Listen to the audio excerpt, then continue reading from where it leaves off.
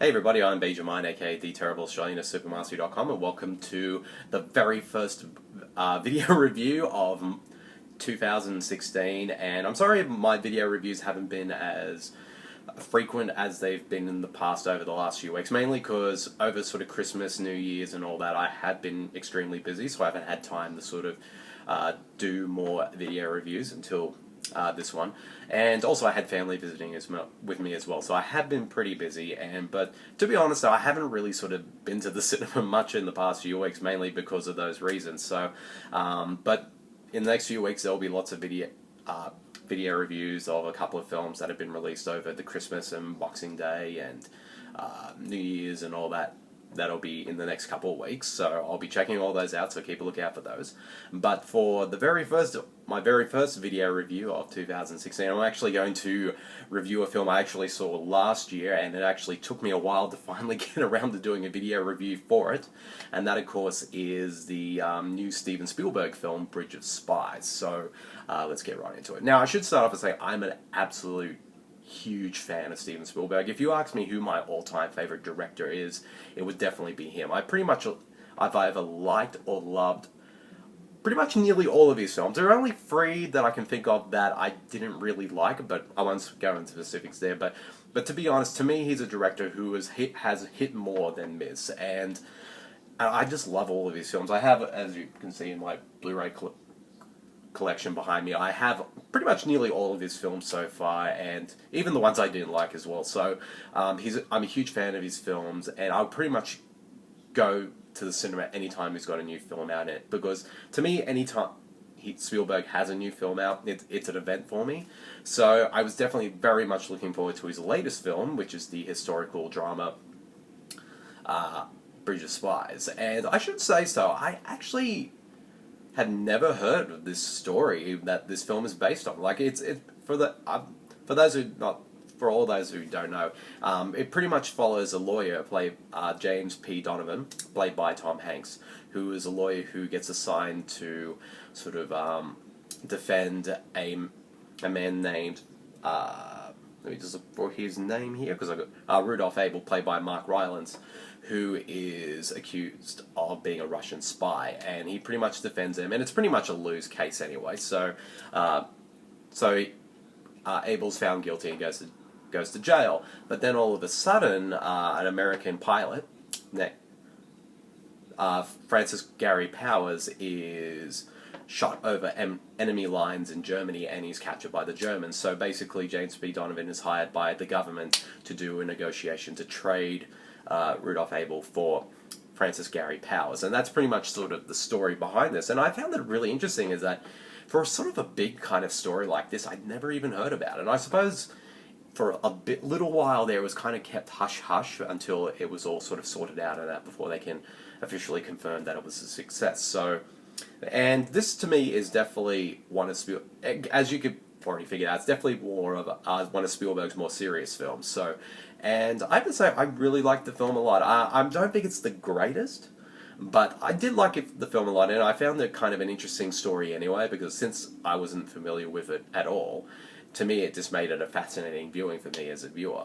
And I think it's and Tom Hanks has, of course, does a really good job in the role as Donovan. He sort of brings that sort of everyman quality to the role, and I really like the fact that his character pretty much is the quintessential good guy. And I mean, and it's kind of no wonder Tom Hanks was cast in his role, because he can portray that type of role really well. But his character kind of reminded me of Atticus Finch from To Kill a Mockingbird in a way, is that even though like he's sort of representing this guy, Rudolph Abel, he probably wants to give him sort of be the best lawyer that he possibly can, and wants to make sure that Abel gets a fair trial. But everyone kind of sees him as, well, Donovan as pretty much almost kind of biting with the enemy and all that. And I just found that kind of interesting, like sort of viewing it from sort of a modern context. And if anything, Donovan was a hero in a way, that he was, despite who he had to defend, he sort of wanted to make sure that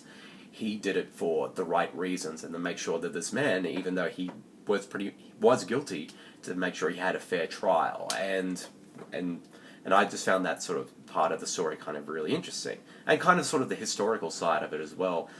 which I found really good as well. And interesting enough, the film was actually co-written by the Coen brothers. So even though it's definitely very, like, it doesn't have that sort of signature kind of writing style that the Coens are best known for. But when it sort of comes to sort of the dialogue scenes, especially sort of the sort of negotiating kind of scenes, you can sort of see that sort of dialogue, that back and forth between the characters, is really well done. And I assume that the Coen brothers, along with co-writer Matt Charman, sort of did a really good job with sort of writing those scenes, because I found those really interesting and compelling, and also it's beautifully well directed by Spielberg. It's definitely one of his most low-key films, even more so than Lincoln, which I thought when I saw that film was one of the most low-key and subdued kind of Spielberg films in terms of, you know, like the tone and the performances and whatnot. This film is even more so, and it's funny to know is that this is probably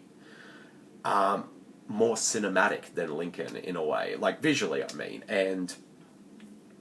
But that being said, though, even though I did like the film, I did think it was flawed in some ways. Even though I found the story really engaging, to me, I didn't think it was as compelling as it could have been, though, especially with such a riveting story. I kind of wish there was a bit more sort of an intensity to it. Because this story kind of felt like it needed that, but to me it didn't. It kind of lacked that, and I think it's because of the subdued nature of the story that it kind of lacked that sort of urgency and all that, and it just didn't feel, like I said, as compelling as it could have been. And also, it's also pretty long as well. It's like nearly 2.5 hours, and at times the film does. It does have it is a bit of a slow burn as well, and the pacing can be a bit sluggish at times, particularly in the middle section, which I will admit I found a little dull, and I kind of feel like this is a film that could easily have been trimmed by, say, 10-15 minutes, just to sort of fix up the pacing and all that. So, but also, the performances are all pretty solid. I mean, as I said, Tom Hanks is really good. Mark Rylance, who's getting a lot of sort of Oscar buzz for his performance, is really good here. It's a really solid and sort of subtle performance from him as well. And he's definitely very memorable, and his character's really interesting as well. And the supporting cast, which has like Amy Ryan, Alan Alda, and so many others, are all solid. Like, it's not like anyone's particularly amazing in this film, but everyone still gives really solid work nonetheless. And also, it's beautifully shot by Janusz Kaminski. The score by Thomas Newman, which is the first time in quite a long time that Spielberg's regular composer John Williams didn't do the score for this film, but Thomas Newman did a really solid job with the score. And like I said, it's a pretty well-made, solid, and reasonably engaging film. I kind of wish, as I said, but I feel like Spielberg could have done more with the story and made it a bit more compelling. But, that's just me, though. But there's still a lot to like in this film, but I can understand some people thinking it's a bit slow and not as engaging as it could have been. Like, I agree with some of those criticisms, but for me, personally, I thought it was a pretty solid film. Definitely not,